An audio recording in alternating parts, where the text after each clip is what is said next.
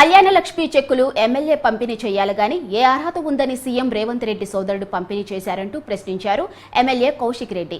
ఈ విషయంపై తాను కోర్టులో కేసు వేసినట్లు పేర్కొన్నారు. ఇన్నాళ్లు బీఆర్ఎస్ లో పదవులు అనుభవించి ఇప్పుడు వెళ్లిపోతున్నారని పార్టీ మారిన నేతలను ఉద్దేశించి అన్నారు. ఈ రోజు తమను ఇబ్బంది పెడుతున్న నేతలు ఒక్కటే గుర్తు పెట్టుకోవాలన్నారు. రేపటి రోజున తాము అధికారంలోకి వస్తామని, అప్పుడు తాము ఏంటో చూపిస్తామని హెచ్చరించారు పాడి కౌశిక్ రెడ్డి.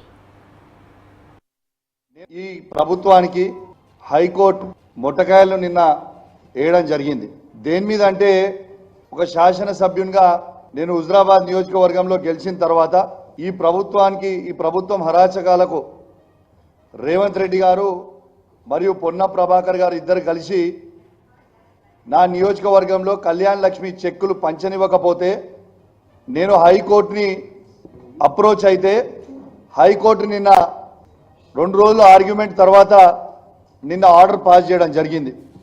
ఇవాళ క్లియర్గా GOMS నంబర్ 18 కళ్యాణ లక్ష్మి చెక్కులు పంచడానికి ఎమ్మెల్యేలు ఫైనల్ అని చెప్పినప్పటికీ వీళ్ళు ఆ జియోని ఫాలో కాకపోతే ఆ జియో ద్వారా dated GOMS number 18 dated 29/6/2016, GOMS number 25 dated 16/7/2016 ఈ జియోలు క్లియర్గా ఎమ్మెల్యే ప్రపోజల్ పంపుతారు, joint signature MRO and MLA కలిసి పెడతారు.